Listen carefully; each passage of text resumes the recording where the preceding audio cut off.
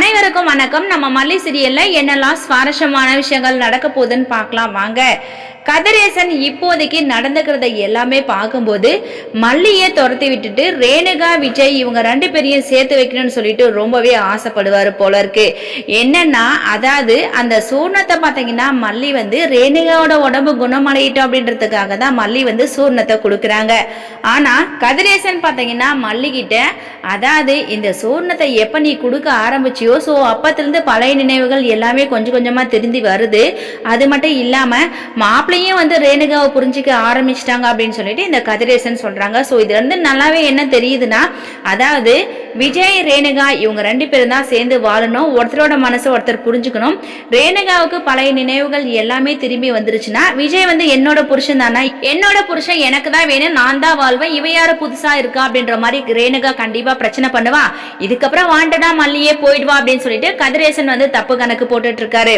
ரேணுகா என்ன பண்ணிருக்காங்கன்னா அதாவது அந்த சூர்ணத்தை திரும்பவும் கதிரேசனுக்கே வந்து மிக்ஸ் பண்ணி கொடுத்துட்டாங்க. ஸோ அது ரொம்பவே சூப்பரான விஷயம் அப்படின்னு சொல்லிட்டு தாங்க சொல்லணும். ஏன்னா மல்லி வந்து கதிரேசன் ரொம்பவே பாவம், அவங்க பொண்ணுக்காக இவ்வளோ கஷ்டப்படுறாங்க அப்படின்னு சொல்லிட்டு வந்து கேட்டதுமே சரி இந்த வீட்லயே நீங்க இருந்துக்கோங்க அப்படின்னு சொல்லிட்டு ரொம்பவே பெருந்தன்மையா மல்லி வந்து சொன்னாங்க. ஆனா கதிரேசன் பார்த்தீங்கன்னா எப்ப மல்லியை துரத்தலாம், எப்ப இவங்க ரெண்டு பேரும் சேர்த்து வைக்கலாம் அப்படின்னு சொல்லிட்டு தான் வந்து கதிரேசன் நினைச்சிட்டு இருக்காங்க. ஸோ இப்போ ரெண்டு ட்ரிங்க்ஸ் பாட்டில் இருக்கு, ஒன்னு மனோகர் ஒன்னு கதிரேசன், இவங்க ரெண்டு பேரும் தான் குடிக்க போறாங்க. ஸோ மனோகருக்கு போக போறதுல எந்த பிரச்சனையும் வரப்போறதுங்க. பட் ஆனா கதிரேசன் குடிக்க போற அந்த ட்ரிங்க்ஸ்ல தான் வந்து கண்டிப்பா இந்த ரேணுகா பார்த்தீங்கன்னா அந்த சூர்ணத்தை மிக்ஸ் பண்ணி வச்சிருக்காங்க. ஸோ அது ஒரு பக்கம் போயிட்டு இருக்குது. இன்னொரு பக்கம் நம்ம மல்லி பார்த்தீங்கன்னா ரொம்பவே ஃபீல் பண்ணிட்டு இருக்காங்க, என்னடா கதிரேசன் இப்படி எல்லாம் சொல்றாருன்னு சொல்லிட்டு. ஸோ விஜயும் பார்த்தீங்கன்னா என்ன சொன்னாருன்னா அதாவது இல்ல யாராவது ஒருத்தர் கூட இருக்கணும்னு சொல்லிட்டு ரேணுகா நினைக்கிறா அப்படின்ற மாதிரி தான் வந்து விஜய் வந்து சொல்லிட்டு போறாரு. விஜயோட மனசுக்குள்ள நம்ம மல்லி மட்டும் தாங்க நிறைஞ்சிருக்காங்க.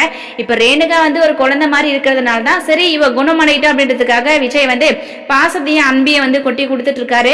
ஆனா ஒரு நாள் இல்லைனாலும் ஒரு நாள் கண்டிப்பா விஜய் வந்து ரேணுகாவோட சேர்ந்து வாழ போறதுல மல்லியோட தான் சேர்ந்து வாழ போறாங்க. இது வந்து கண்டிப்பா நடக்கதான் போகுது.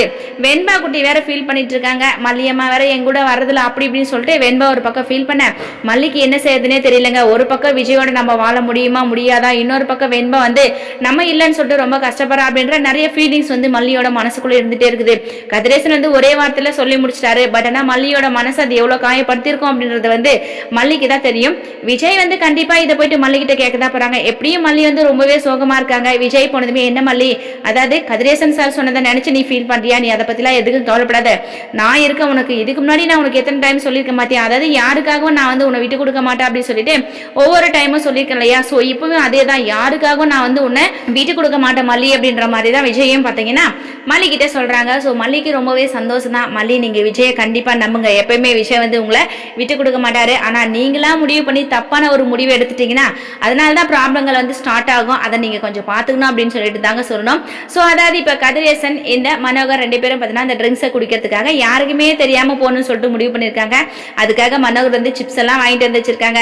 மனோகர் என்ன நினைச்சிட்டு இருந்தாருன்னா அப்பா யாருமே இல்லாம ரொம்ப நாள் கழிச்சு ரெண்டுத்தையும் நம்மளே குடிச்சிடலாம் அப்படின்னு சொல்லிட்டு மனோகர் நினைச்சாரு. ஆனா கதிரேசன் வந்து அந்த ஆட்டையை போட்டிட்டாரு. இதோட பின் விளைவுகள் வந்து கதிரேசனுக்கு தாங்க தெரிய போகுது. ரேணுகா பார்த்தீங்கன்னா அதை பார்த்துட்டாங்க. டே கதிரேசா உன் சொத்தை ஆட்டை போடணும்னு சொல்லிட்டு தானே நான் வந்திருக்கேன், ஆனா நீ வந்து எனக்கு சூர்ணமா கொடுக்குற சூர்ணம் அப்படின்னு சொல்லிட்டு ரேணுகா ஒரு பக்கம் சந்தோஷப்பட்டு இருக்காங்க. ஸோ ரெண்டு பேர்ல யாராவது ஒருத்தர் குடிப்பாங்க, இதை என்ன நடக்க போகுதுன்னு சொல்லிட்டு நம்ம பார்த்துக்கலாம் அப்படின்னு சொல்லிட்டு ரேணுகா ஒரு பக்கம் இருக்கிறாங்க.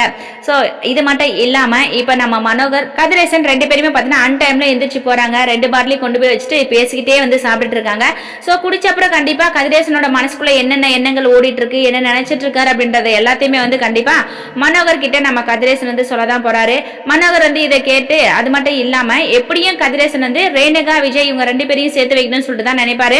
இந்த விஷயம் மனோகருக்கு தெரிஞ்சா அமைதியா இருப்பாரா? கண்டிப்பா மனோகர் வந்து அமைதியாவே இருக்க மாட்டாரு. மல்லியோட வீட்டுக்கே வந்து மல்லிக்கு நீ துரோகம் செய்யணும்னு நினைக்கிறியா, சொட்ட தலையா, உன விடவே மாட்டேன்டா அப்படி இப்படின்னு சொல்லிட்டு மனோகர் வந்து இந்த கதிரேசன் மேல ரொம்பவே கோவப்பட போறாருங்க. ஸோ எது எப்படி இருந்தாலும் ரேணுகா அந்த சொத்தையெல்லாம் ஆட்டையை போட்டுட்டு ஸோ வீட்டை விட்டு போகணும்னு சொல்லிட்டு முடிவு பண்றாங்க. அது மட்டும் இல்லாம அந்த டெண்டரோட காஃபி ஃபைல் மட்டும் உனக்கு கிடைச்சிச்சுன்னு வச்சுக்கோங்களேன், அவ்வளவுதான் ரேணுகா எஸ்கேப் ஆயிடுவாங்க. ஆனா இது எல்லாமே ஒவ்வொரு டைமும் டிலே ஆகிட்டே இருக்குது. இன்னொரு பக்கம் ராஜேஸ்வரி வேற அந்த காஃபியை வந்து நம்ம கை கிடைச்சிருச்சுன்னா இதுக்கப்புறம் நம்மளை அடிச்சுக்க ஆளே இல்லை, கதிரேசனை ஒரு மூலையில் உட்கார வச்சிடலாம் அப்படின்னு சொல்லிட்டு ராஜேஸ்வரி ஒரு பக்கம் நினைச்சிட்டு இருக்காங்க. நிஷாவுக்கு வந்து இந்த ராஜேஸ்வரிக்கு ஃபுல் சப்போர்ட் பண்ணிட்டு இருக்காங்க இந்த நிஷா. ஆனா நிஷாவுக்கு அதுக்கப்புறம் தான் ராஜேஸ்வரியை பத்தி தெரிய போகுது. ராஜேஸ்வரி வந்து தான் ஜெயிக்கணும்னு சொல்லிட்டு நினைச்சா என்ன வேணா செய்வா அப்படின்றது. ஆனா அதையெல்லாம் தெரிஞ்சுக்காம நிஷா வந்து ராஜேஸ்வரிக்கு சப்போர்ட் பண்ணிட்டு இருக்காங்க. வெயிட் பண்ணி பார்க்கலாம் என்ன நடக்க போகுதுன்னு சொல்லிட்டு இந்த வீடியோ பிடிச்சிருந்தா மறக்காம நம்ம சேனலை சப்ஸ்கிரைப் பண்ணுங்க. தேங்க்யூ.